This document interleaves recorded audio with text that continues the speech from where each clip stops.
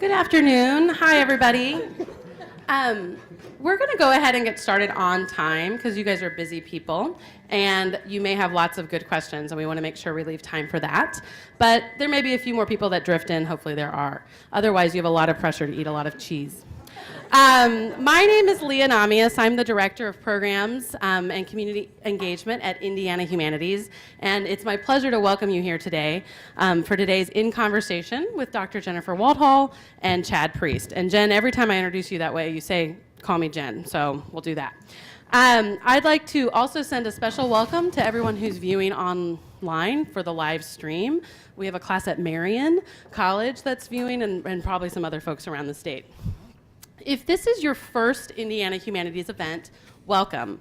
I have the best job in the world because at Indiana Humanities, we connect people, open minds, and enrich lives by creating and facilitating programs that encourage Hoosiers to think, read, and talk. This afternoon's conversation is our first Quantum Leap program of 2018. Last year, we launched our Quantum Leap initiative, which is a 2-year initiative that will explore and is exploring the spirit of possibility and problem solving that occurs when we bridge the humanities with science, technology, engineering, math, and medicine. Through our programs, grants, and partnerships, we're discovering how Hoosiers, people like Jen and Chad, have, do, and could innovate to create a better world. And of course, since we're the humanities people, we're always asking what exactly we mean by better. You may have picked up a Quantum Leap card deck on your way in. Does anyone have one that they want to demonstrate for the class here? It is like a little card on a ring. Yes, okay. If you didn't, you should before you leave. And that's full of factoids and discussion prompts to get Hoosiers thinking about STEM and innovation in our state. And you also will have a card at your seats that shows some of the other upcoming Quantum Leap programs this first quarter. There is no doubt that one of the most pressing issues facing Hoosiers today is the opioid crisis. According to the Alliance for a Healthier Indiana, more than 1,200 Hoosiers died of drug overdoses in 2015. This is the part with statistics where you really want to make sure your notes are in front of you. Hoosiers are more likely to die of a drug overdose than a car accident. We all know about the cascading effects of the opioid crisis in places like Scott County. I have a good friend who's a social worker who also sees in her work with kids and teens the number of teens who are struggling with addiction and the rising number of kids who are entering the foster system because one or both parents is either in jail or has died for opioid-related causes. The epidemic touches all of our lives, sometimes in obvious ways when we see our friends, family, and neighbors struggling with addiction, with overdoses, with health crises, with displacement, crime, or a raft of other issues. But there are myriad less visible ways that opioids are affecting our families and communities. When it comes to the question of how best to direct public resources, both time and treasure, we all have a role to play as citizens and taxpayers, for instance. The opioid scourge can feel overwhelming and intractable, which is why I was so intrigued to come across an article in the IBJ last summer that discussed how Indiana's Family and Social Services Administration, under the leadership of Dr. Waldhall, has been using data to address the crisis. It's just the sort of problem-solving attitude that we're interested in exploring through Quantum Leap. Dr. Waldhall, who holds an MD and an MPH degree, both from Indiana University, is one of the people you're really grateful to have working in state government. In addition to being a professor of emergency medicine and pediatrics at the IU School of Medicine, she has a strong record of public service. Before being appointed Secretary of FSSA by Governor Holcomb last January, she served as Deputy State Health Commissioner and Director of Health Outcomes at the Indiana State Department of Health. She takes a public health and wellness approach to policy decisions and is committed to strategic alignment across government and the private sector to improve Hoosiers' health outcomes.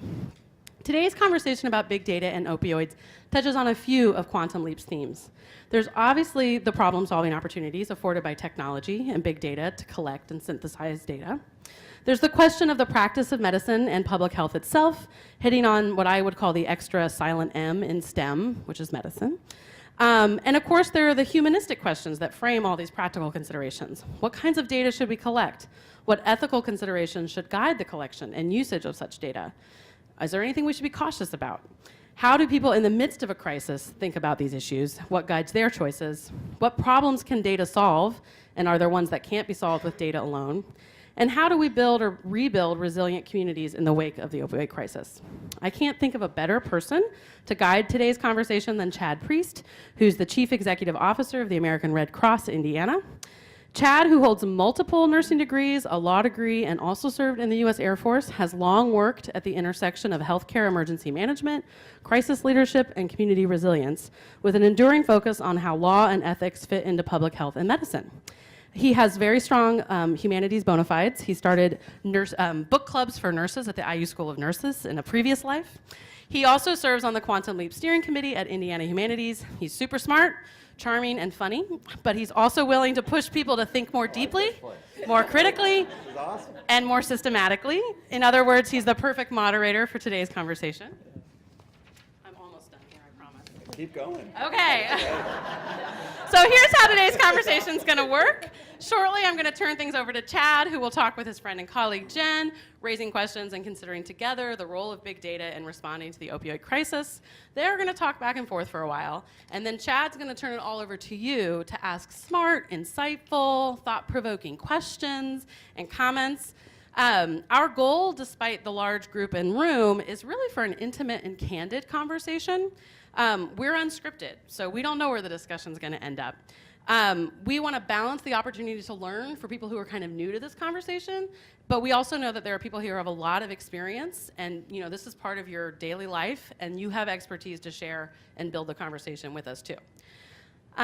So we'll take questions from you guys, and then we're also able to field questions from the live stream, so we may pop up with one or two of those as they come up.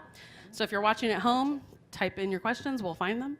And you can tweet throughout. There's the hashtag up there on the board. You can use the hashtag INConversation or tag us at Indiana Humanities, and we will retweet your thoughts and ideas.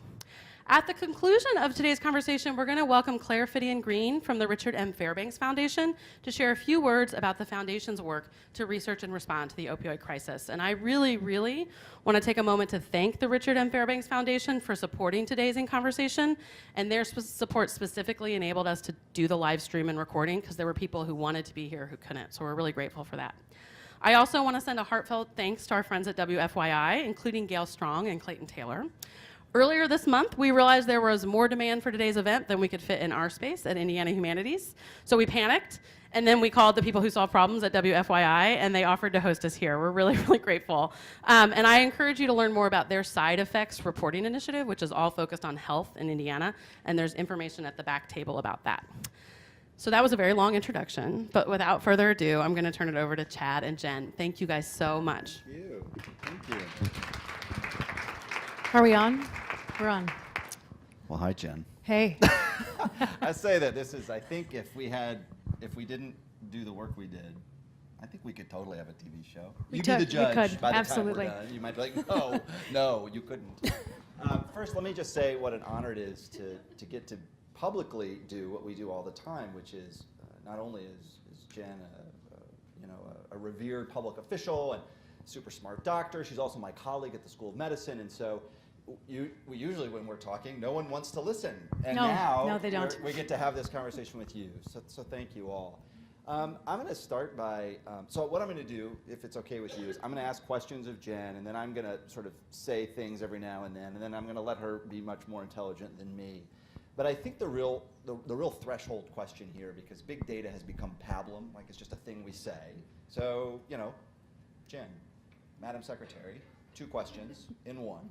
What is big data, and why am I talking to you about this? Like, what's your deal?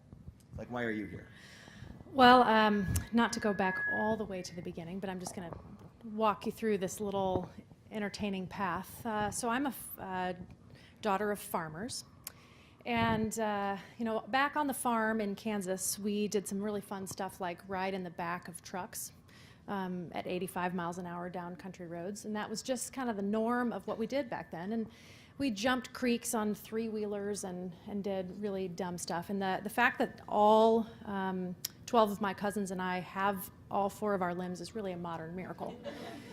So that was just kind of the landscape in which I grew up. And when I went to medical school and residency, there was a really pivotal moment, my second year of residency, when I was in the emergency department at Methodist, and I saw a little 4-year-old kiddo who had been unbelted in the back of a convertible and hit by a semi, and thrown from the car and then hit by another car.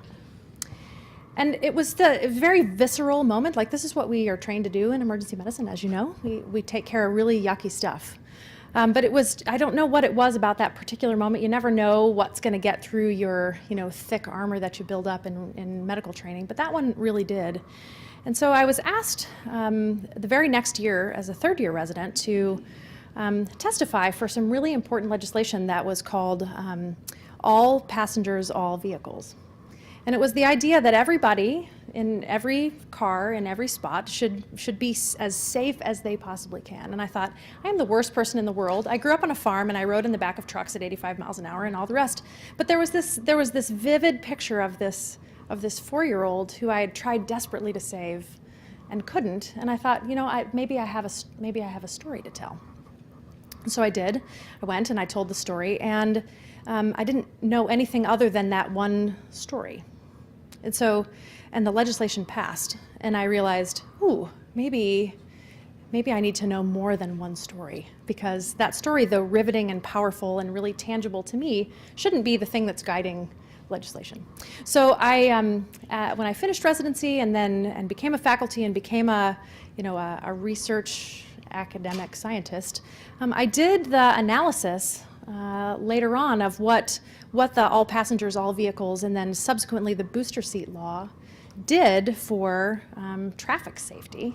And I used our very first on-scene EMS data to answer the question of, did this make a difference? So when you look at 4 to 8-year-olds in booster seats, pre and post legislation, did we help make them safer? And it was really interesting because it was a brand new data set, and I needed to figure out how to make it work. And then I also needed to figure out how to make it talk to our electronic medical record. And it turned out it didn't. And so then we had a whole new thing. And so that process took forever. But when it was done, it was really beautiful. And it answered the question. And so, fast forward a few years later, I'm getting my MPH, and I'm thinking about how we can intersect GIS, so geospatial analysis, looking at questions, and do maps help us answer it a little bit better than just regular data, and how can we look at it a little bit differently?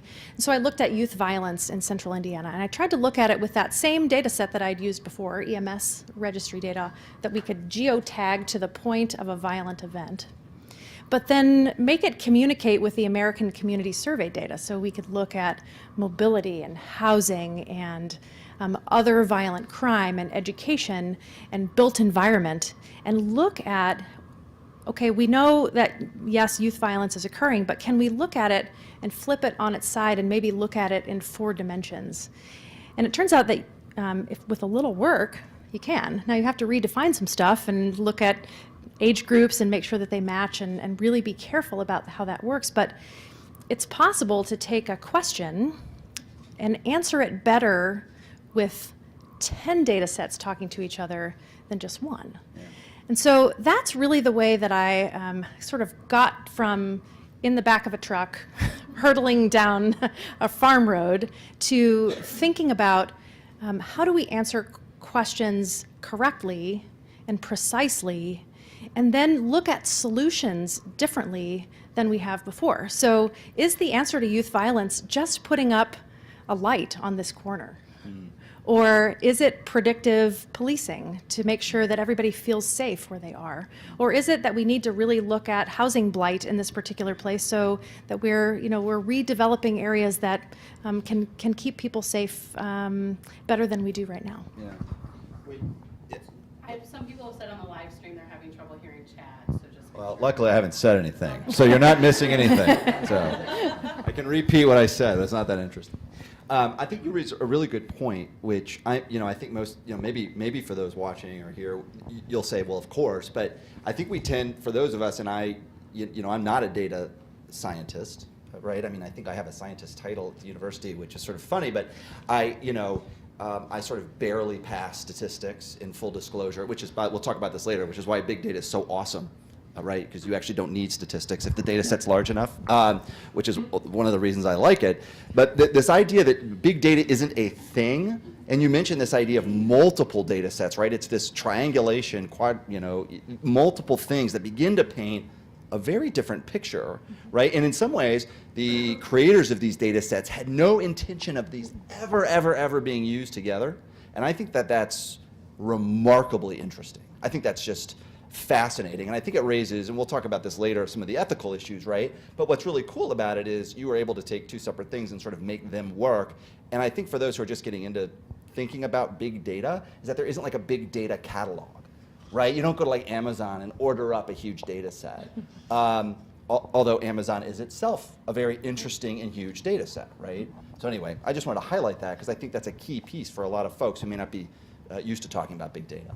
So when I think about what big data is, it really is just making sure that you're able to find a common language between multiple things that haven't been able to speak to each other before. And so there's this really interesting team. It's called the Management Performance Hub, and I've been really privileged to work with MPH, or Management Performance Hub, since the day that I set foot at the Indiana State Department of Health.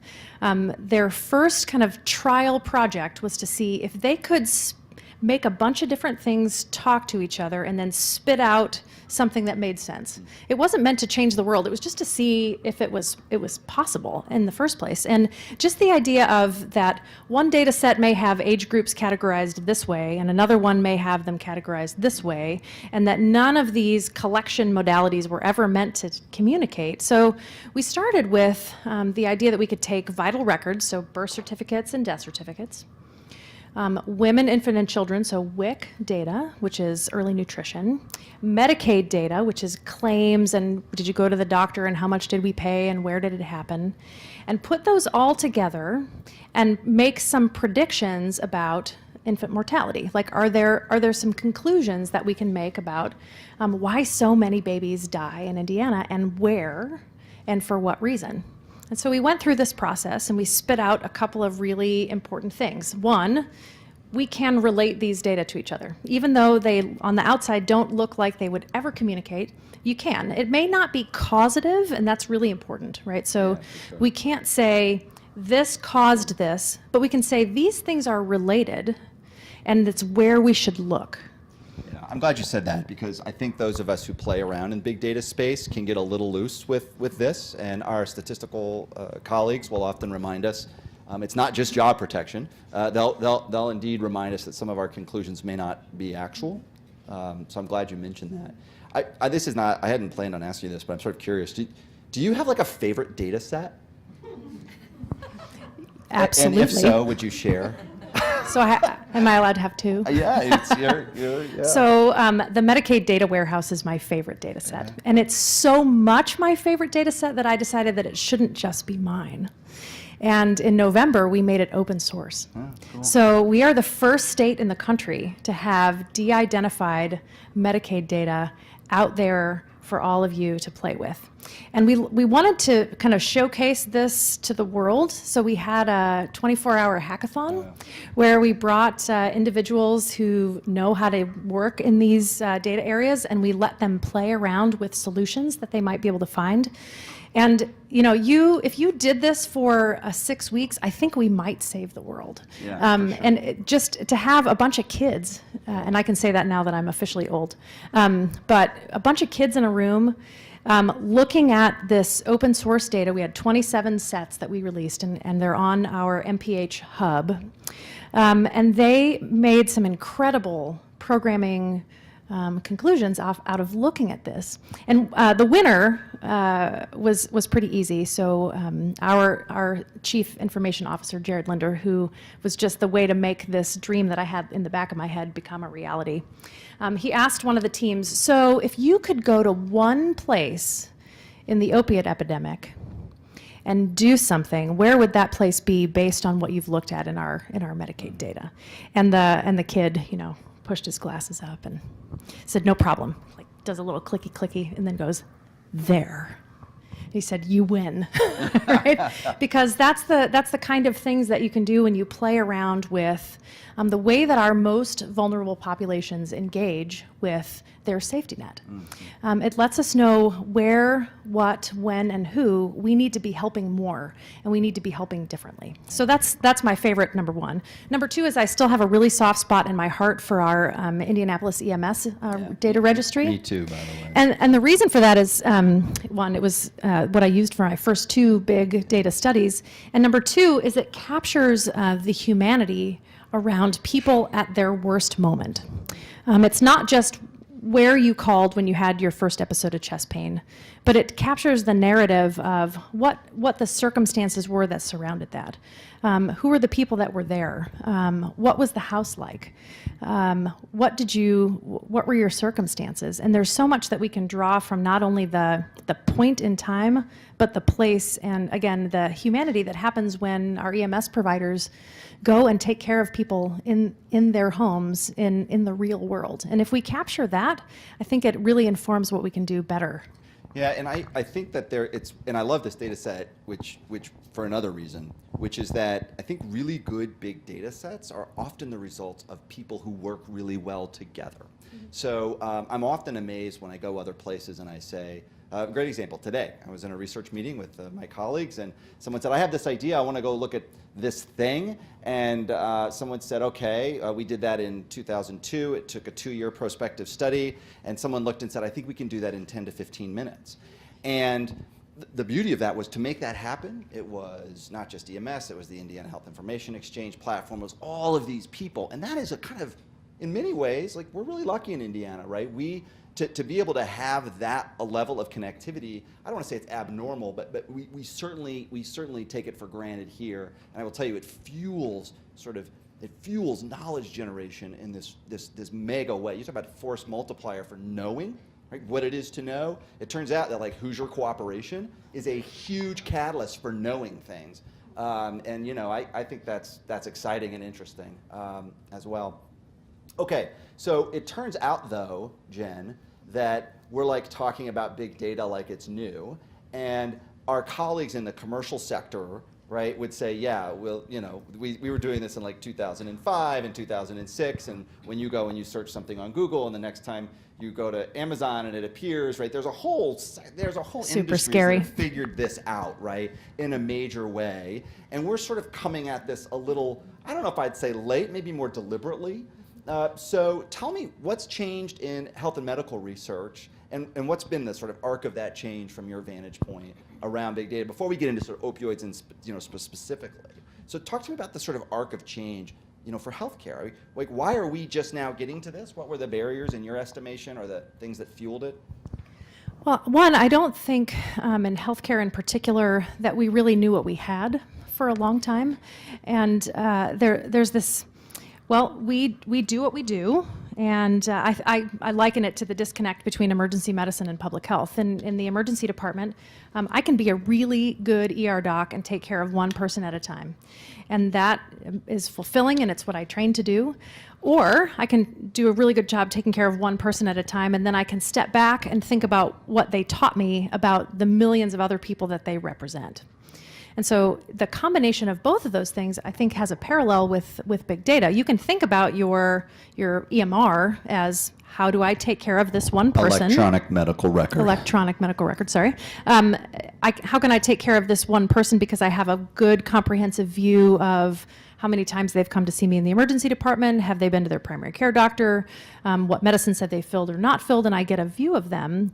Or I can think about that person and then all of the other people that might have the same or a similar experience, and I can look at them from, you know, the buzzword from a population health level of how can I make sure that not only this guy gets the right stuff, but all the other people that need the right stuff get that stuff too. So I don't really think that we knew what the gold mine that we were sitting on, and then for a while when we realized our gold mine, we thought, oh, I can't tell anybody that I have this gold mine.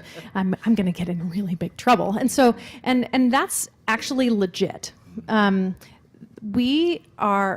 stuff about us is our stuff, and has to be protected vigilantly because we've seen what happens in history, and we have to learn from it when we don't protect it. So, but there is an incredible way to win-win, that we can protect our own personal health information incredibly well, but we can also use our personal health experience to help others' health experiences get better.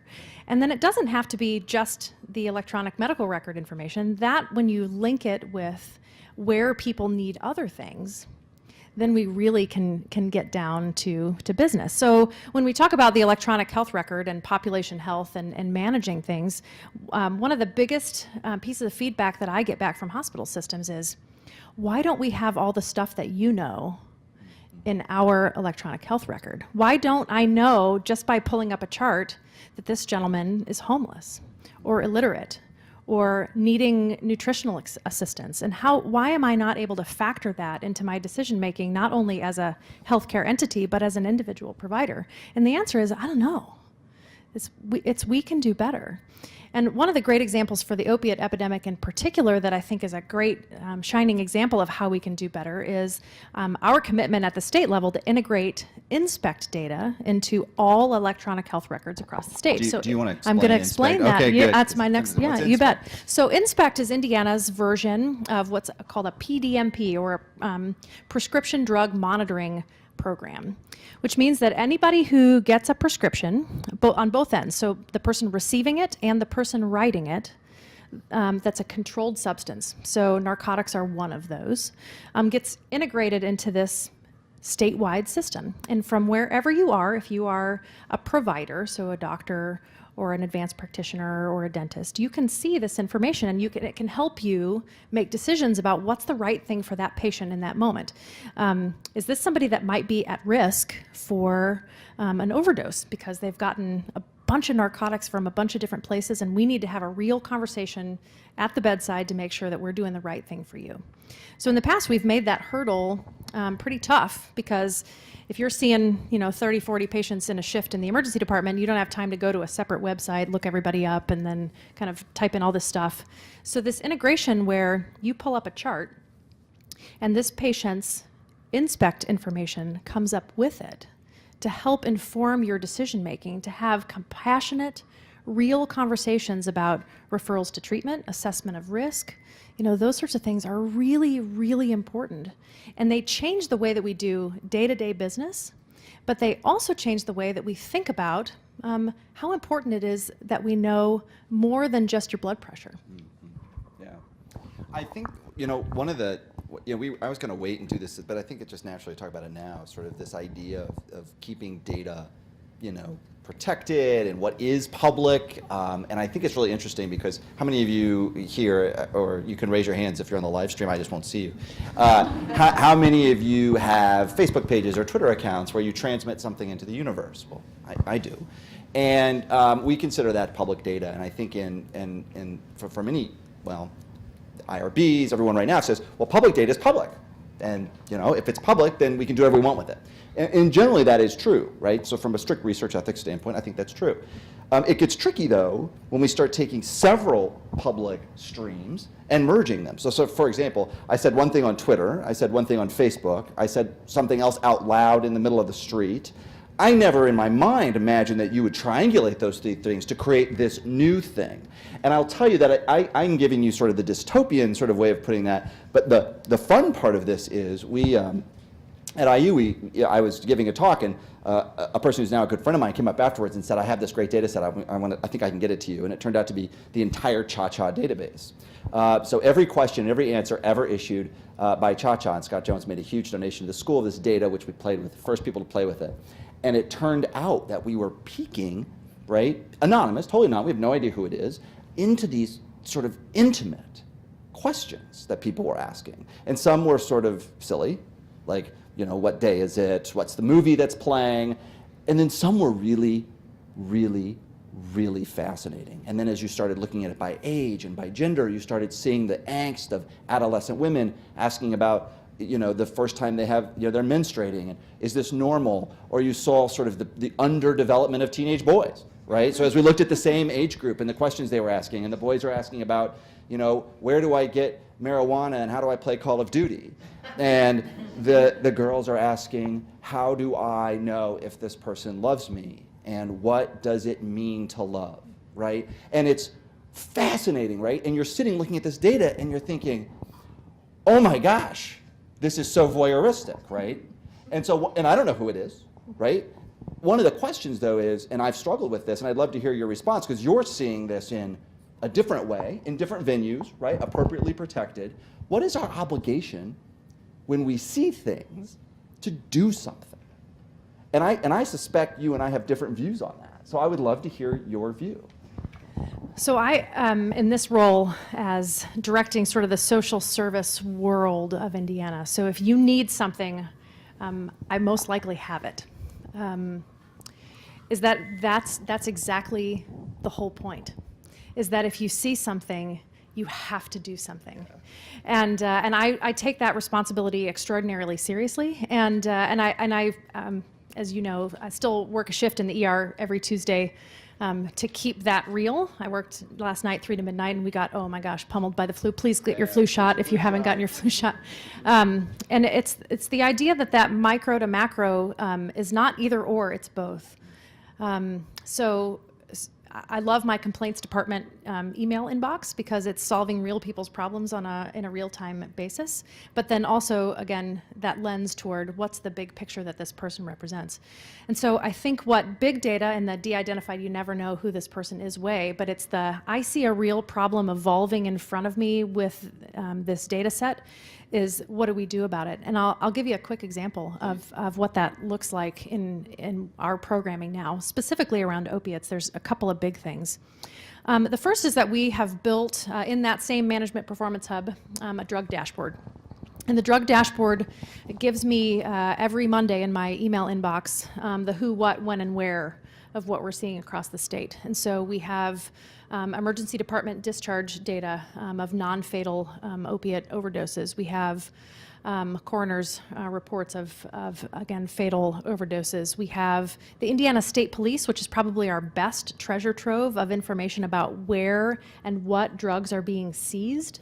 So if we can see that new stuff is popping up in a place we didn't expect it before, that gets overlaid. We're also seeing those precursors, right? So hepatitis C cases that are increasing.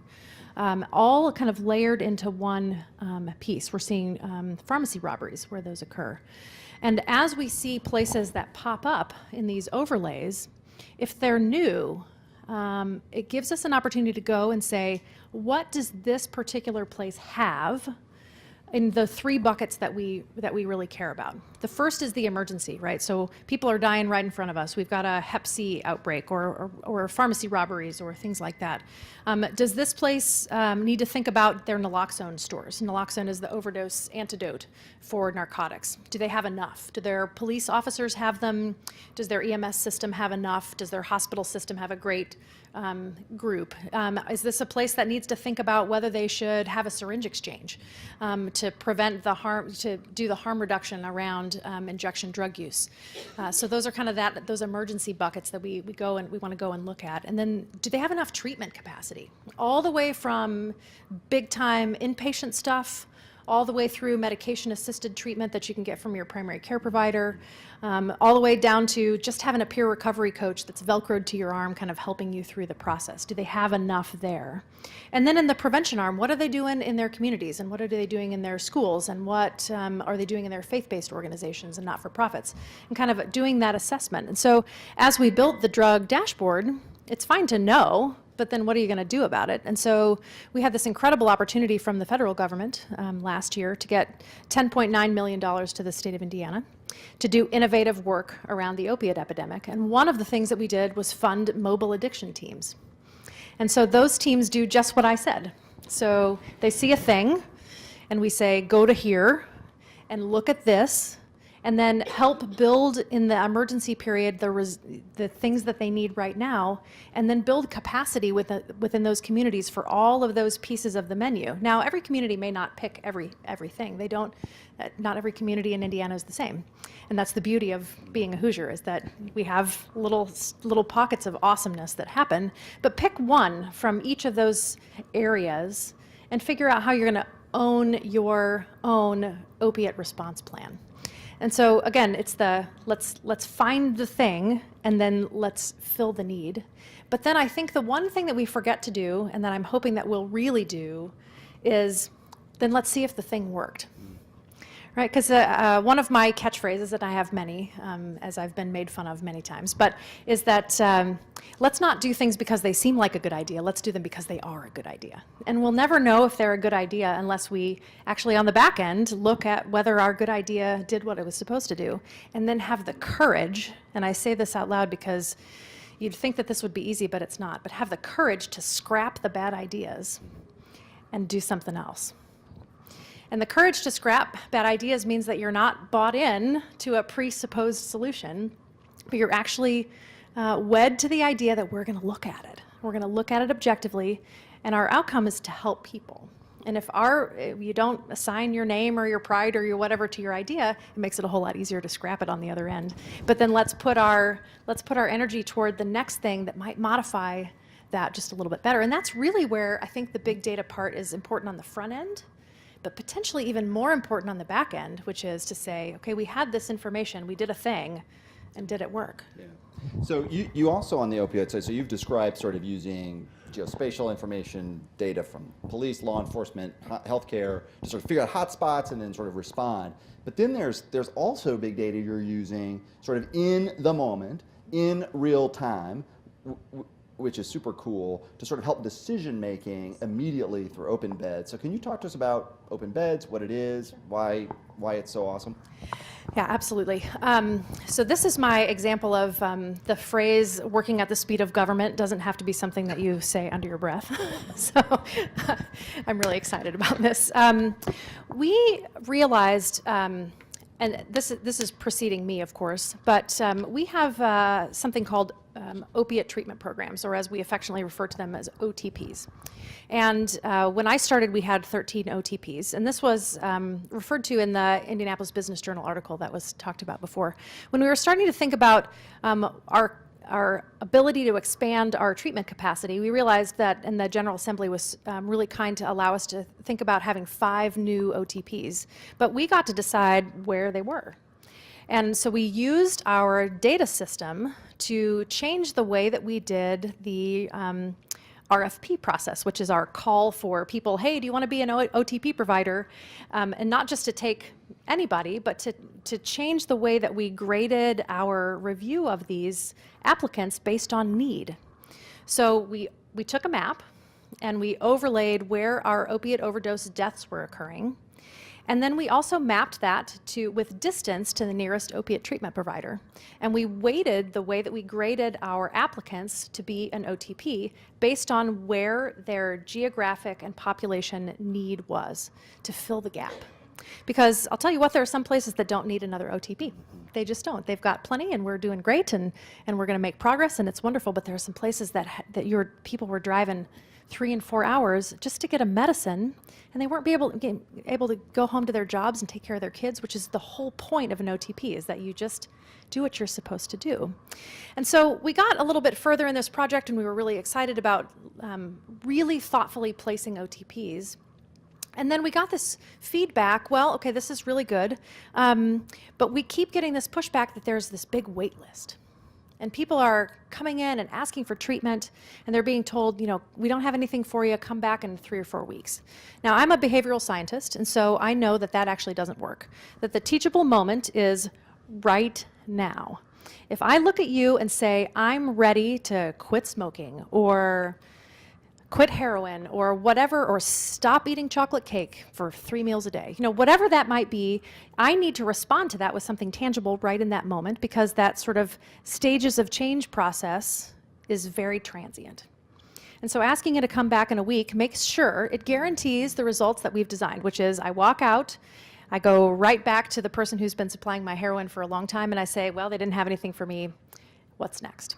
So we also realized very quickly that the wait list was this fleeting thing that didn't actually exist. There was really no wait list with a capital W that gave us a statewide view of what treatment capacity we had. What we had was the 2 o'clock in the morning on Saturday, somebody shows up and says, I'm ready for treatment, and you call around to the things that you know, and they say, we don't have anything right now. And so you say, come back next week and we'll try to find something for you. But it doesn't give us the worldview of everything that we have. We didn't even know everything that we had. And so through a little bit of persistence of my team, who I'm trying to solve this problem, and I'm a bit of a slow learner, and I got to figure out what's going on. There was this incredible marriage of an old friend and a new one. And the old friend was OpenBeds. And OpenBeds is a software system that was designed at Johns Hopkins to deal with disaster management. So if you have something horrible or cataclysmic like a tornado or a volcano or a hurricane, OpenBeds is designed to always know what capacity is available in your area so that people can go where they need for the quickest, most responsible treatment for their issue. And so the question was, can this software actually be adapted for mental health? And the answer was, you bet it can. And so what this is it's a data platform to connect people at their point of need, whether that's in their doctor's office or hopefully eventually in their pastor's office or at their library or wherever they present to a trusted person and say, I'm ready for something different. That gets connected on the other end, almost like an eHarmony for mental health services. On the other end, with all of the open availabilities in our mental health system that connect in real time, 24/7, 365, to really capitalize on what we know about behavioral science.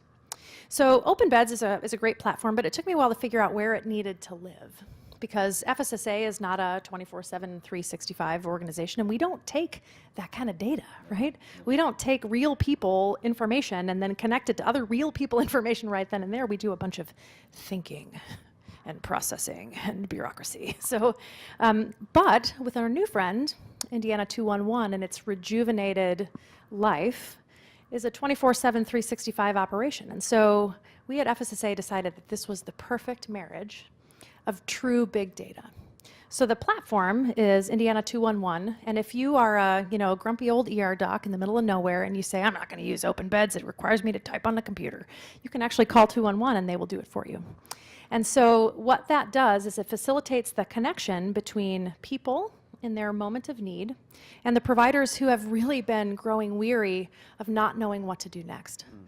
And that's, I think, what we're seeing it manifested in some pretty crazy ways. Like, if you look at the physician suicide rate, I think it is a strong reflection of a lot of things, but one of them is a feeling of helplessness to do anything beyond what's sitting right in front of you. That when you let that person go, that there's no one else that's going to catch them. And in a small way, the OpenBeds 211 platform is meant to be the really, really imperative reassurance that we've got you.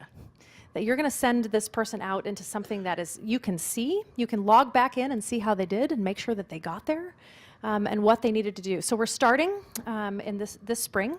Again, speed of government, pretty exciting, with this going live. And we're piloting it within Medicaid. We have our arms around Medicaid providers, both from our hospital systems and physician systems, and then into our mental health community. And then the next step will be to take it out to all payers. And then the next step is to take it beyond inpatient treatment. Because the sort of the dirty little secret of substance use disorder is that although I wish it would be true that you could send somebody for a 5 to 7 day stay and then they come back fixed, that's not the truth of the disease process. And we have to be ready for everyone wherever they are. And so the next step is to take that into outpatient services as well. And so if you really don't want to go into inpatient treatment because you've got a couple of kids at home and you've got a job that you need to go back to, is that immediate referral into medication-assisted treatment that's nearby, your OTP program or your primary care doc that is a registered Suboxone provider or naltrexone provider or all of those things, is to really make sure that we do have a wait list with a capital W that capitalizes on all this information that we have to say, hey, you know what, we may not have something within 5 miles of where we are right now based on my knowledge of what we have, but we have something about 20 miles away. You ready? And if the answer is yeah, okay, we've got it for you. Yeah, that's awesome. And I think what this idea of sort of taking people with need, right, who self-identify and come into the system and say, I need this, and then figuring out how to optimize available resources for them. In your instance here, beds, or the original instance, hospital beds for a disaster or whatever. I think the next iteration of that, right, gets pretty crazy, right? Because the next iteration is, what if it's not a resource? What if it's another person? right? So to take your eHarmony example a step further, what if we started finding people in need, and then we started finding them in real time with people who could help them, which is interesting because we expect businesses, institutions, healthcare institutions, et cetera, right? They're used to receiving sensitive data about people and their needs, right? But it's a little different if I start saying, how do I connect, I'm in need right now of CPR, right? I just trained you to teach CPR. I know where you are because your phone's on and you have an app on that can geolocate it. This is real. This is not future. This is real state. It's one of our residents out in Seattle. Stephanie's working on this. I mean, this is possible, and that has huge implications for caring for one another, right? Like this idea that we can use technology to sort of lean on each other in this way, but it also presents radical disruptive sort of problems for our sense of privacy, right? And what are we ready to share? And I don't know, I would, forgetting the official programs, like how do you balance, how do you think about this? Because this is the kind of thing I just freak out about, right? Like the nurse in me is like, we could go and fix all this stuff right now. And then the lawyer's like, that is absolutely bonkers, right? Well, we just had a recent example of this. We have a new cabinet member, Secretary Blair Milo. She is our secretary, and her title is super long, and I'm going to mess it up, but I'll just say she's Chief Awesome. So her job is for figuring out how to solve our workforce issue in a more complex way than just saying person without job. It's about the fulfillment that comes with skills training and education, and what do you want to be, and what do you want your life to look like, and do you want to land in this job and then be in this job forever, or do you want to find the job that takes you to the next thing that you might do, and how do you even know where to start answering that question? And so as we think about the opiate crisis, Blair and then Jim McClelland, who is our Indiana drug czar, have been thinking about where's the right place to go and start asking these questions. And it turns out in social services, we know a lot of things about folks. So we know all of our individuals who receive assistance from us for our Medicaid programs, or SNAP, which is our nutrition assistance, or TANF, which is SNAP assistance. We know those individuals, whether they have a high school diploma or not. And that's just something that we know. We don't really know why we know it. We just do. And Blair asked me, she said, well, wouldn't it be great if we could start just there and say, well, if you don't have a high school diploma, and we know that that's a great predictor for lots of really good things, ending the cycle of poverty, really, really cool stuff. If we could just start there and help those individuals get their high school diploma, would that be a good thing? I said, well, it seems like that would be a good thing. I said, but I can't give you any of that information. And she's like, what do you mean? We work for the same government. I said, oh, no. That information is mine. But it's how do we get to yes, right? It's yes, we have this information, you want to do this really good thing, I can't give it to you. But if you design a thing, a program, a communication, an outreach, and you give your thing to me, then I can give it to them, right? So it's that degree of responsibility that I have to making sure that people's their privacy, their ability to trust the people that take care of them, to really take care of them, we have to have those boundaries.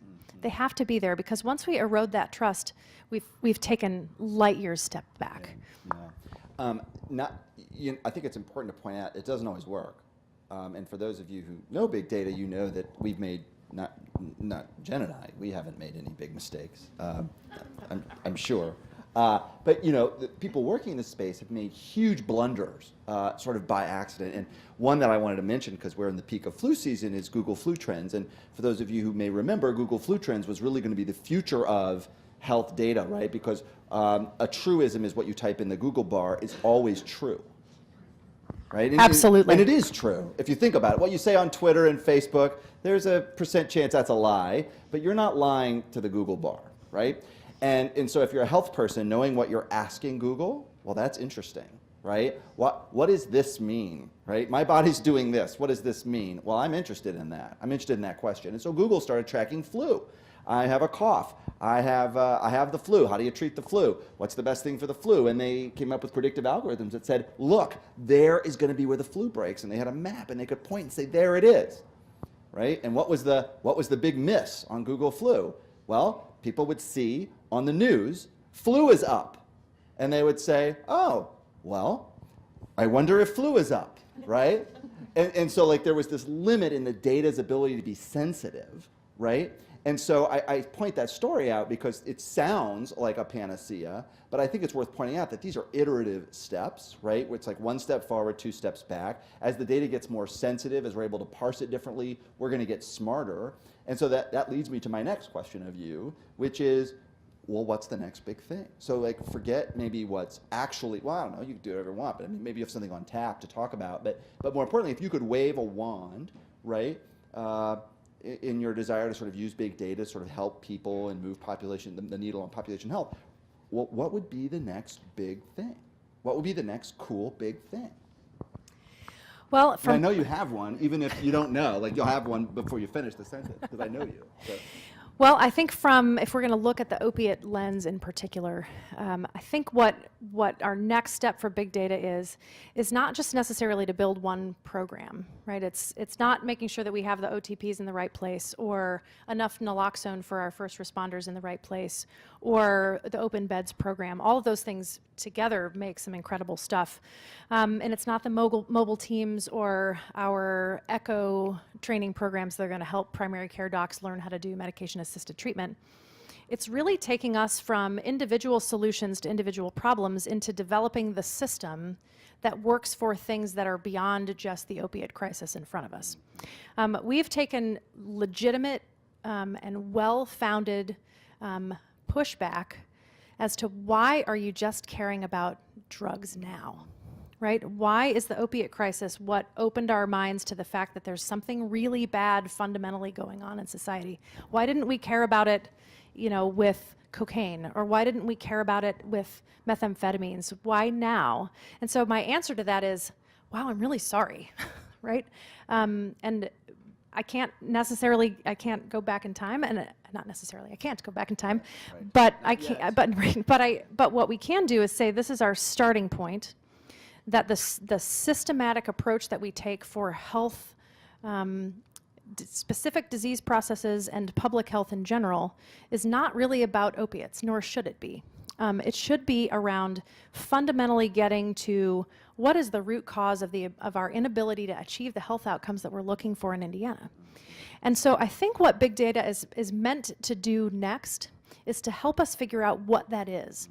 So instead of saying population health and maybe not knowing what that is, it's saying what's the model that integrates on-the-fly healthcare, public health outcomes, healthcare delivery, private sector into one sphere that really, at the end of all of it, the outcome is something different than it used to be. And it's just that everybody has the chance to achieve the health outcome that they should, wherever they are, whoever they are, and whatever they do.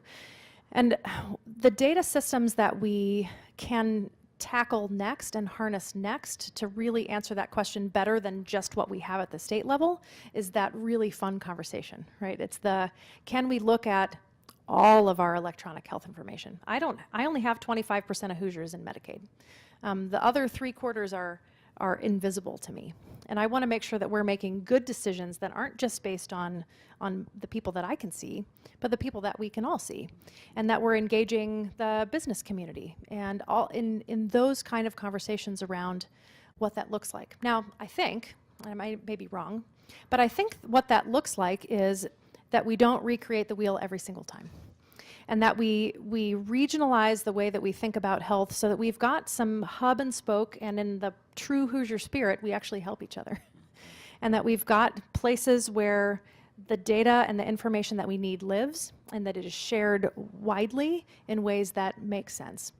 And sort of the long-winded answer to your question is that I shouldn't be the only one getting that data dashboard in my email every Monday morning.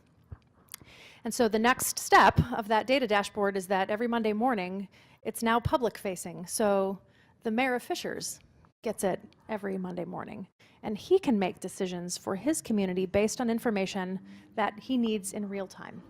And our legislators can see that information. And our public can see that information to know, I need to start thinking about my neighbors. And I might need to replace the stuff that's in my dashboard in my car with a naloxone kit because I'm at a high risk for seeing or witnessing an overdose in my community. And it's a great segue. We're going to go to questions, but I just got back I was overseas and working with the Magen David Adom, the Red Cross Society of Israel. And one of the things that they've done, which is a pretty phenomenal example of the trade-off between privacy and sort of helping your neighbor, is if you have a EpiPen, right, and you could just replace EpiPen with Narcan and nasal naloxone or whatever, and you can register, right, with the ambulance service, right, and say, I have an EpiPen.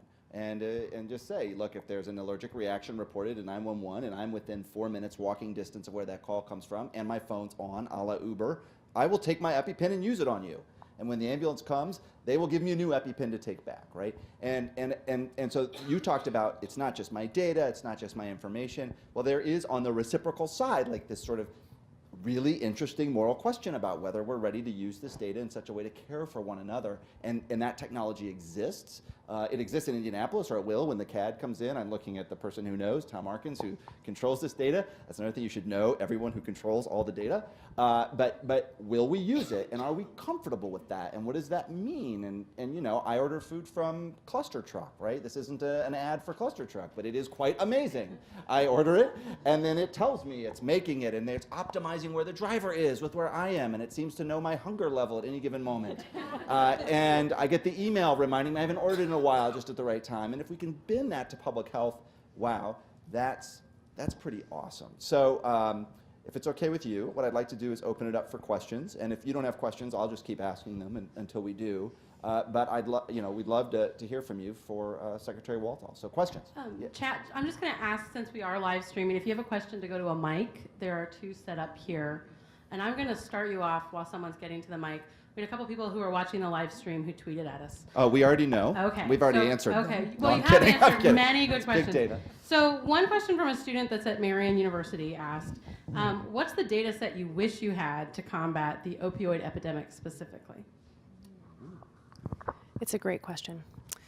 The one. Well, honestly, I guess my big answer to that is I wish that we had a nationally interoperable PDMP system so that my Indiana Inspect information could connect with Illinois and Kentucky and Ohio and Michigan and Minnesota so that I could really truly follow and help people despite the boundaries that we've sort of imposed upon them. I think it might give us a better picture of kind of the questions that we ask, which is, do we know the problem? Do we know where? Do we know who? Do we know what? And so I think that interoperability beyond just our current scope would be pretty extraordinary. Again, back to Chad's ethical questions of, we need to make sure that information is safe and used in the way that it was intended to. It's not meant to be policing. Right. It's meant to be helping. Yeah, and on that note, I would just say that I think I want intention data, right? So I want to know, and this is, I guess, creepy sounding, but I want to know when you're about to make a risky behavior. And I think we're actually close to that. So for example, and I don't need to know it's you that's about to make the risky behavior, right? So this could be anonymous. But if, for example, you're doing things that give me the sense that you're about to take a risk, can I do something like push an ad in real time? Can I push a public health message to you in real time in a way that, just like the Gap does when you want a size medium and they're out? And that intention data, I don't think we're far off from that actually at all. It'll be a little different with opioids. But. It's a really, it's an old concept, but there's a tool called SBIRT, which is a screening, brief intervention, and referral to treatment. And when we started thinking about using this process in adolescents in the emergency department, we thought, well, if you come into the ER with one risky the outcome of one risky behavior, perhaps those things swim together. And so maybe we ought to ask about other risky behaviors. And so we did that, and we used a screening tool. So if you came in and you are 14 and you fell off your ATV and sprained your ankle, we asked about your alcohol use, your drug use, your sexual activity, et cetera, et cetera, et cetera. And it turns out that's true. So risky behaviors sort of flock together, and that opportunity for brief intervention and referral to treatment occurs before the really bad thing happens. And you're car surfing and you land on the highway. And so getting back to that, this is the thing that happened, but it tells more than just that one thing. And how then do we respond in the moment with that one right thing to change the course of your life? That can be one-on-one, but it can also be predictive in lots of other ways. Yeah, excellent. Question over here. Yes, hello, I'm Kelly Meyer with Health Visions Midwest. And one of the most difficult areas to account for data is in the social services arena. And when we're talking about, for example, I want to tie two little thoughts together and see how we might measure this and get a picture of what this data can be. The SAMHSA and the Surgeon General's office both tout that 80% of folks with chronic disease of any kind relapse without supports. Now, for example, we certify community health workers in the community. So we and other do-gooder organizations, we're faced with measuring also what some of those supports can look like, but stigma is such a huge barrier. That self-identification, and what we know in those social supports that we provide, when we're able to say, my client was just diagnosed with X, or I need to help my client navigate transportation or something, we're more apt to get the client to treatment and remove that barrier to that piece. So I know it's a hard question and it's a very tough one, but if we could somehow try to look at those data that can help us remove those barriers, especially with things so huge as stigma and what that extra social service can look like.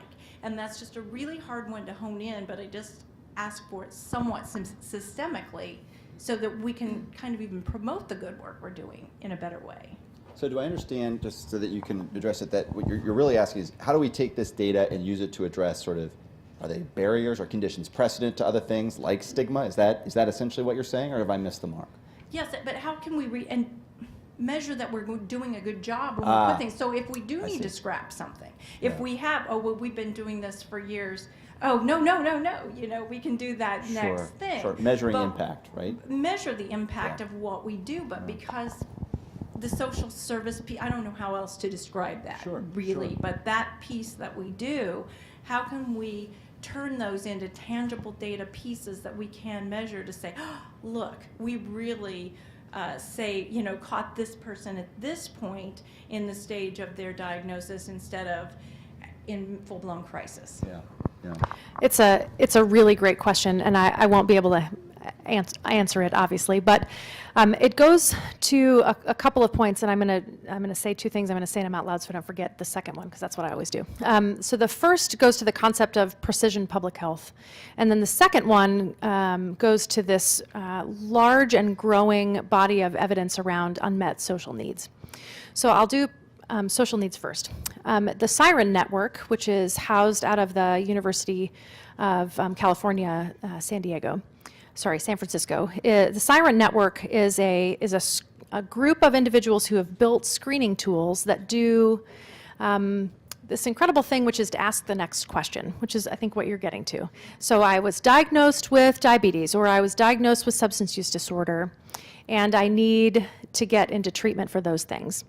And we say, okay, great, we'll get you into treatment. And then we forget to ask the next question, which is, how do you get there? And we're doing in-home wraparound services and you are homeless, or we're trying to treat your diabetes and you live in a food desert where the neighborhood gas station is the only place that you can get your food. So how do we ask the next question? And it's hard because the things that you do on an individual basis we are not asking people on a systemic level to say the thing that you do on an individual basis is working on a systemic level. And so I think there needs to be this fundamental frame shift in how we actually ask our questions. If you come into my county Division of Family Resources office and you say, I need to sign up for SNAP, I need to be able to say, okay, let's get you signed up. What else do you need? And then I need to record that information in a way that we can actually tangibly describe whether we met the need that they had. And then whether we met the need that they didn't even know that they had, that is the thing that's a game changer in the long run. So that's kind of number one. Number two is precision public health, which is, you've heard of precision health, which is you need to take the medicine that's right for you. If you take this medicine and you are this type of person, it doesn't work, so you should take something else. And we can actually know that for lots of different things, and public health should work the same way. So we have a big data set, and population health is great unless it forgets about you. And so precision public health is taking that big information and really being able to get it down to individual, block, group, zip code information, because we know that zip code to zip code, person to person, though I think this program might work, it actually doesn't. And so we can take that zoom in, zoom out, macro to micro in precision public health and answer your question. Hey, we've got a big problem of diabetes in this zip code, and we know that here's the service provider in that area. Is it working? We have to change the way, again, that we collect that information, what we're collecting and how it communicates with other things. Again, but once we do, I think we can answer those questions of what's working and what's not. Yeah, now's a good time for me to be a contrarian a bit, I think, which is, you really have asked like the Indiana Jones question, right? Like this is, we find the Holy Grail, how do I measure impact? And this is things that people want to know. And Barbara Carper wrote this great piece years and years ago about ways of knowing, that there are lots of ways of knowing, and they can be aesthetic ways, they can be driven by data. And one of the, I think, as we discuss big data, I think one of the things that sometimes we have to stop and realize is that if I help a person, whatever that help is, whether it's a healthcare help or I lift them out of poverty or if I give them a place to sleep for the night, just because I can't show I did it on a macro scale doesn't mean it didn't happen. And this is sort of the sort of shadow side of big data, is that it's led us in many ways to a discussion where if we can't demonstrate at scale, it isn't true. And while we can't say that if I do it in this small way, it's true everywhere, it's sort of a logical fallacy to suggest that if I can't show it everywhere, it doesn't help you. And I think for social service providers especially, this is enormously challenging because funders and others have a right to expect that the money that they're giving for work leads to outcomes. And of course, social service providers see those outcomes in real time, instantly, every time they work with someone, right? And the answer isn't that they're wrong. The answer is that our community dialogue, our conversation around what truth is, right? What is truth for my humanities friends, right? This is a humanities discussion. What does it mean to know something? I think that's at the heart of this discussion, and that's the risk. So anyway, I don't know if that's a contrarian view, actually. I think we probably both agree. I just think it's one worth noting. And it's really interesting because I'm a big believer in the starfish story, right? The kids walking down the beach, and the tides come in, and it's left hundreds of starfish. And a guy walks down and sees the kid throwing the starfish back into the ocean and says, what are you doing? It's a complete waste of time. You're never going to be able to get all these starfish back in the ocean. And the kid says, pitches one and says, well, I got that one back in the ocean.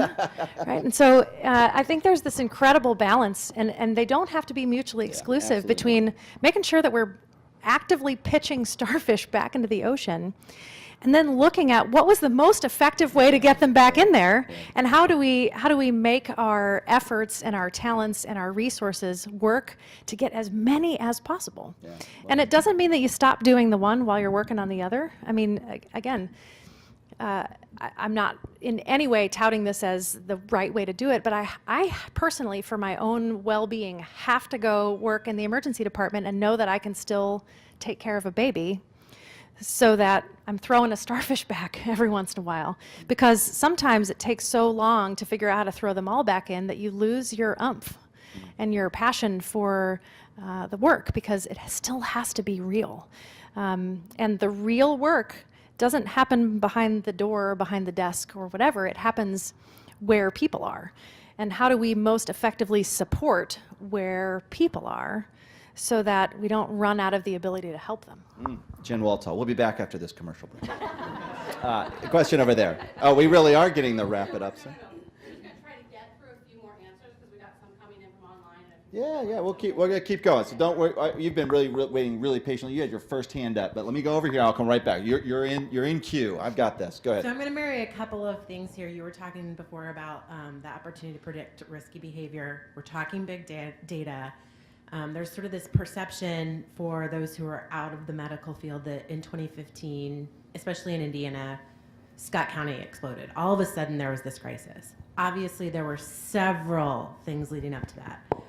Has there been the opportunity to look at that big data and measure all of those other factors that were leading up to it that in 2011, 2012, 2013 that took us where it felt like crisis, or it was crisis in 2015 and suddenly became public knowledge? Absolutely. So from a personal perspective, I think most of the people in the room know I was the medical incident command for our Scott County HIV response when I was deputy health commissioner. And so that moment of crisis, though it could have been our state's, potentially our country's greatest tragedy, became an opportunity not only to help our fellow Hoosiers in a very comprehensive and compassionate way, but it also became our opportunity to change the way that we do business. And really look at our information predictively in the moment, and then also our response so that we don't do that again. Not only here, but for others as well. So yeah, the signs, as you know, looking retrospectively of what were the things that lined up the Swiss cheese holes so that Scott County fell through. There's lots of things, and then there are lots of ways to prevent it from happening in the future.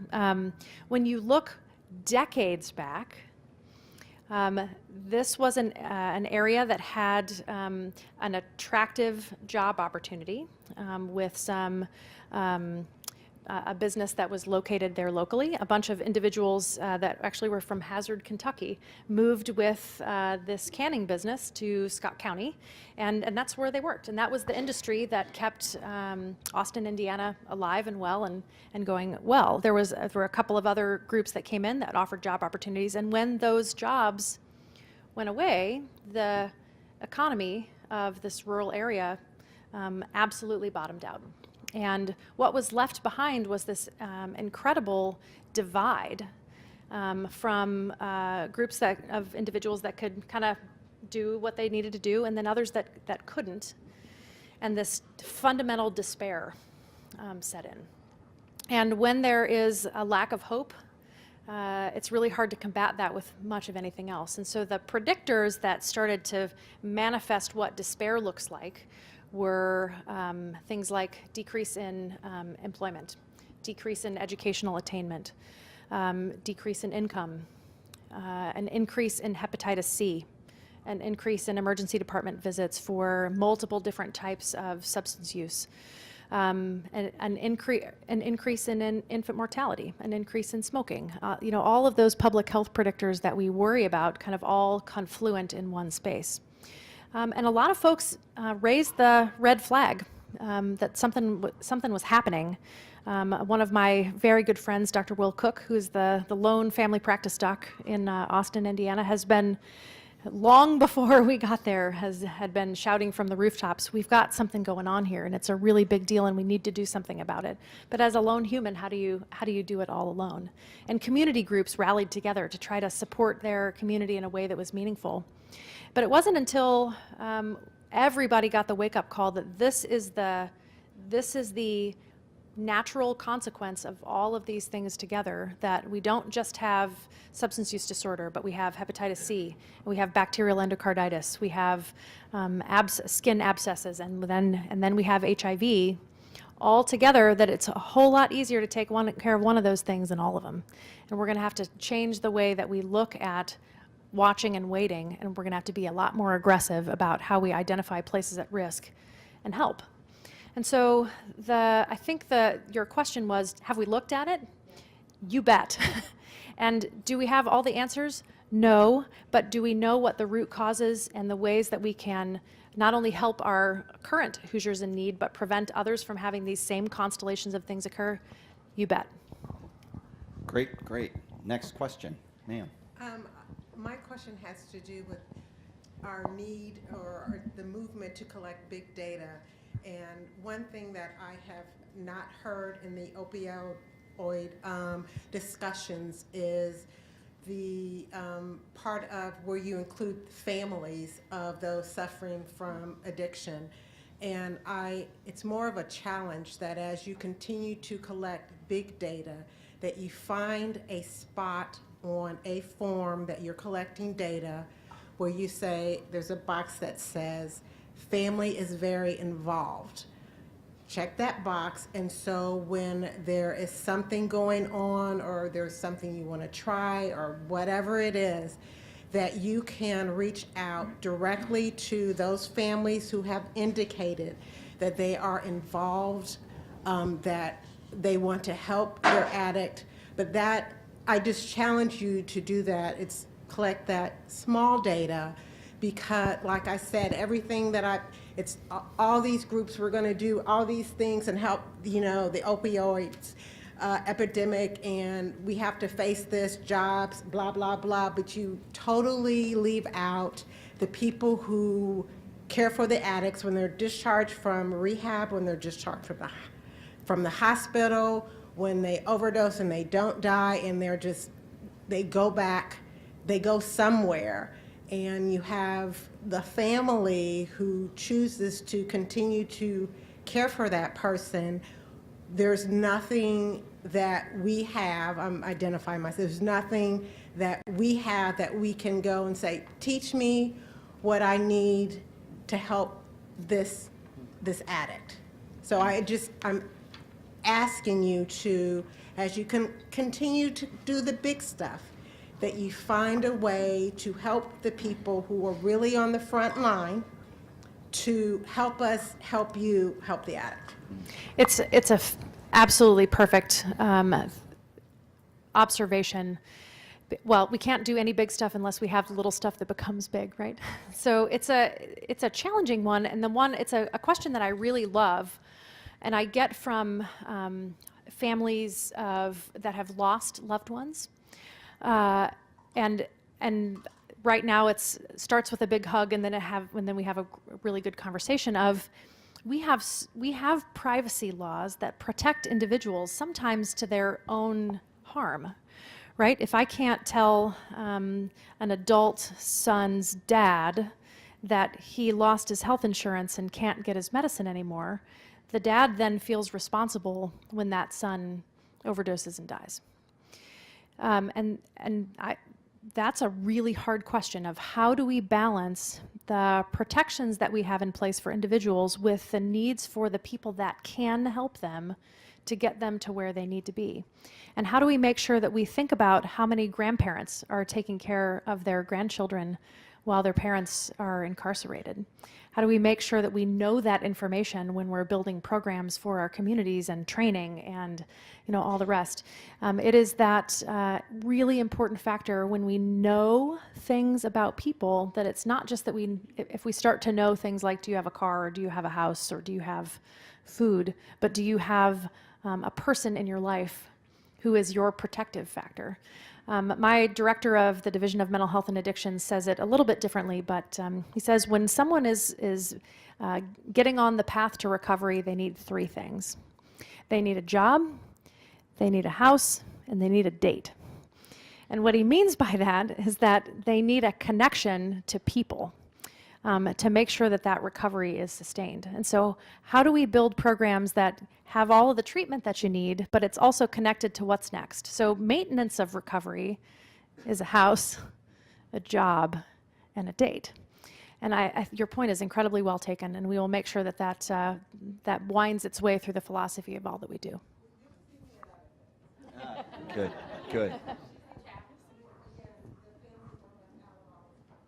Okay, yes. Two more questions. We have one here, and then we're going to go to an online question. Okay, all right. Jen, you laid out a three-part process for using big data to tackle the crisis. The first one was figuring out where is the problem, and how do we go to it. I think we're doing a really good job about that, and I moved last year from a public hospital system in the Silicon Valley that we're really interested in everything that we're doing here with big data. the second step was to have a range of options and to use those effectively. And I think we're doing okay with that. I We're think getting there are there. some options that we haven't adequately explored. But really the third piece was being able to know what's working from those range of options and having the courage to say what's not working and kill it. So that's my question is, what is not working? What are the programs, what are the approaches in Indiana that we know are not working? And what are we doing as a state to share that information with all of the general public? Because I don't think that's visible to say, we know it's not working, we're killing it, and if you're doing this in your community, you should kill it too. So I think more than individual programs at this point, it's more philosophies. So I'll harken back to something I think I said before, which is the medical model. The idea that someone realizes that there's a thing, an issue going on, they go to their doctor tells them to do something, and then suddenly everything is better.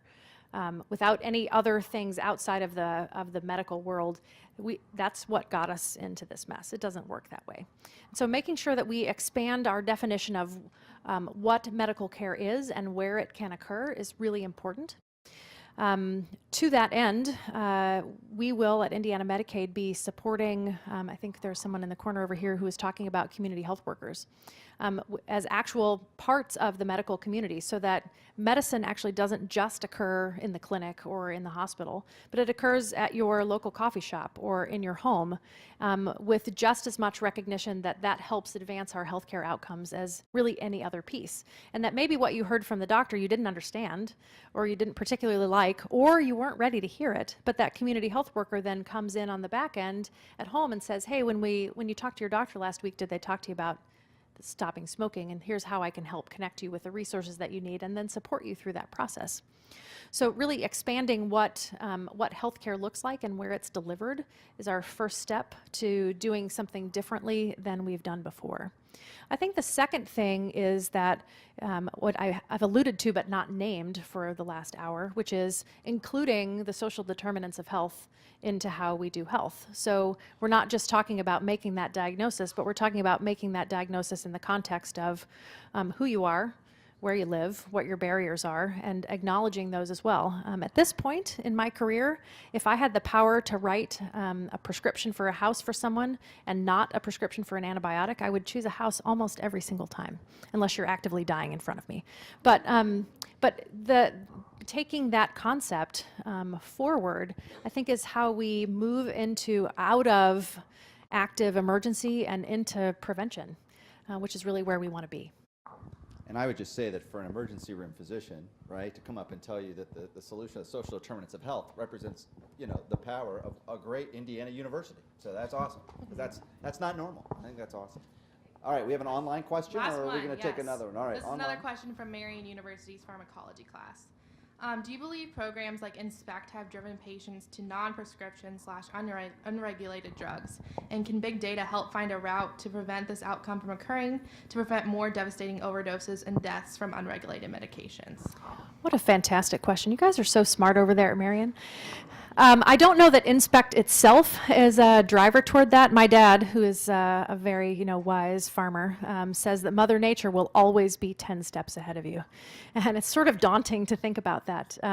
When there's a will, there's a way. We've seen an uptick in bad outcomes from gabapentin, which is a non-opiate medicine that apparently can accelerate the effects of opiates. It's an additive medicine. Who knew? Who's so smart? So smart that people could figure that out. The same thing happens with other medicines like ecstasy, which is a street drug. You can take DDAVP, which works in the brain to combat the sodium imbalance that ecstasy does. I mean, again, how do you figure that out? It's really stunning. So, folks are where there's a will, there's a way, and people will figure out, unfortunately, how to hurt themselves. So I don't think that INSPECT in particular is the driver behind innovation in your basement chemist. I think the real driver is that we haven't fundamentally been able to figure out what drives individuals and societies towards substance use in the first place. Yeah.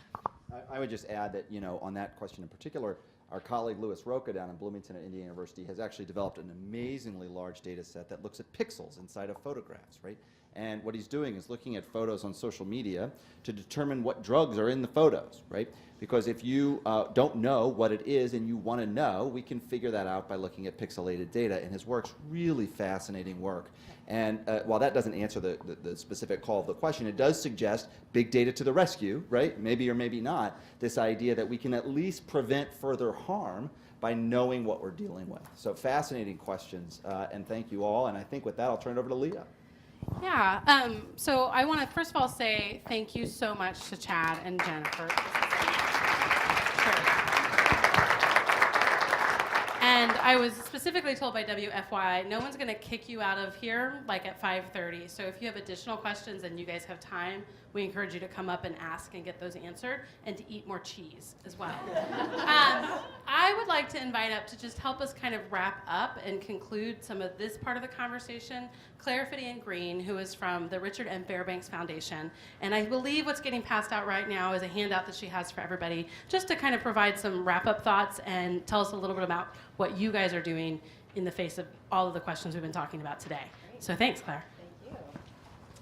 Well, thank you very much, first of all, for the opportunity to wrap up after these two awesome speakers. I'm a data nerd and proud of it, so this was a great conversation, so thanks to you guys. Thank you to WFY for hosting us, and Indiana Humanities Council, of course, for putting on this great conversation. So I was asked to talk briefly about the work of the Richard M. Fairbanks Foundation to try to help tackle the opioid crisis, and then also to talk about how we're using data to inform the work that we're doing. So for those of you who are unfamiliar with our organization, we are a private charitable foundation based here in Indianapolis. We award grants just to folks working here in Marion County. And we are not affiliated with Fairbanks, the Addiction Treatment and Recovery Center. That's a common misconception. Same family name, which I can see the confusion, but we are separate entities. In 2015, right about the time the Scott County crisis came to national attention in the New York Times and elsewhere, our foundation went through a visioning exercise to try to establish our new goals for the next 5 to 10 years. And we decided that we need to look at the data to help us understand what was happening here in Indianapolis and the state of Indiana. So we turned to our trusted partner, Dean Paul Halverson at the Richard M. Fairbanks School of Public Health at IUPUI for some health data. And we were really shocked and alarmed to find out that we had one of the highest rates of smoking of large cities in the country. And also, by the way, we happen to be having this opioid crisis happening. So long story short, using that data helped us establish 2 new health goals for the foundation. And we decided just to focus on them to try to maximize our impact through our grant making. So we're focused on trying to reduce tobacco use and opioid use disorder in Marion County. The very first thing we did, because we knew these were problem areas, but we didn't know exactly how to go about changing the way we were making grants to try to make an impact there. So we commissioned a report from the School of Public Health on the opioid crisis here in Marion County and the rest of the state. And that was chock full of data around heroin, around prescription opioids. It was really fascinating. Available on our website if you'd ever like to take a look at that. And that helped us understand kind of the big picture statewide here in Marion County. There were really 3 recommendations that the report put forth. One was to focus on the immediate crisis by getting more treatment, expanding access to treatment for people, making that easier for them, expanding harm reduction services, so like in Scott County, making sure you actually had needle exchanges so people were not sharing dirty needles and spreading bloodborne illnesses and diseases. And then the third area was prevention. And something really jumped out from that report to us was that nationally, they knew that less than 15% of children were getting exposed to prevention programming in schools. So with our grant making, we immediately focused on treatment. That's where we jumped first. And actually, Jen mentioned this in her remarks. We gave a grant to Eskenazi Health Foundation for a program called Project Point that was the brainchild of 2 ER docs who kept seeing people show up in the ER who'd overdosed, been revived with naloxone, discharged, and then they'd show up again. And they said there has to be a better way to approach this problem that we're seeing and help these people. As Jen mentioned, there's this window of opportunity when somebody's said, okay, I'm ready for help now. But then you discharge them with a referral and they don't follow up on that referral because they have to wait for 3 weeks or whatever the other barriers are that don't allow them to get there. So they had some small grant and had a little pilot going, but it was not 24/7, and they were seeing some promising outcomes. So our foundation awarded a grant to them to scale that up, try to actually put in place the structure that would be needed to maintain that. And then because we love data, we added on an evaluation component. So we will be working with IUPUI to evaluate the impact and see is that actually breaking the cycle and helping people get into and stay in treatment and stopping those repeat patients showing up in the ER. So that's one example. Then we decided we wanted to follow up on that little tidbit about prevention and what children were not being exposed to. And I have a couple pieces of data that really jumped out at me.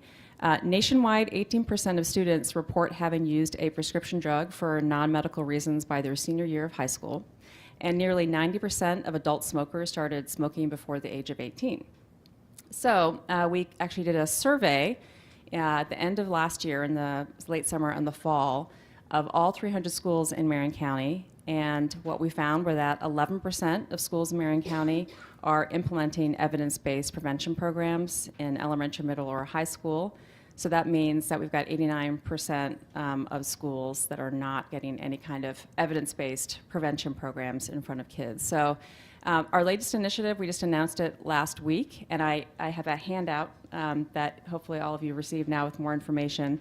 We've called it Prevention Matters. It's a 3-year grant initiative for schools in Marion County for them to get a non-competitive planning grant and then get connected with a technical assistance provider who are experts in prevention to help them select an evidence-based program that they can implement in their school that makes the most sense for the age of the students that they serve, the culture of their school environment, et cetera, and then put together a plan to actually implement and sustain that.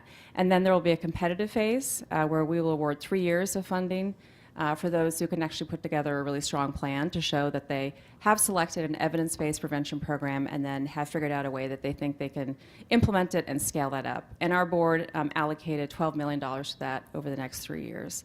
So that's an example of how we're using data. It informs where we're directing our grant making. We evaluate everything. We also have a dashboard, which is on our website, rmff.org. We actively track data to know at a macro level what's happening, and then also at a micro level, what is the impact of the grants that we made it. And we do make a lot of mistakes too, so we'd like to know what's not working and what is actually showing some impact. So with that, I welcome you to ask me questions about Prevention Matters and the work of the foundation. And I'd again like to thank our awesome speakers, WFY and the Indiana Humanities Council. So thank you guys so much. We're really, really grateful that you came out. If this kind of programming is important to you, make sure you let us know so that we can keep offering these kinds of discussions. I want to thank Chad and Jen again for giving up their time to do this, and Claire and the Fairbanks Foundation for supporting this conversation. And have a wonderful evening, and eat cheese on your way out. Okay.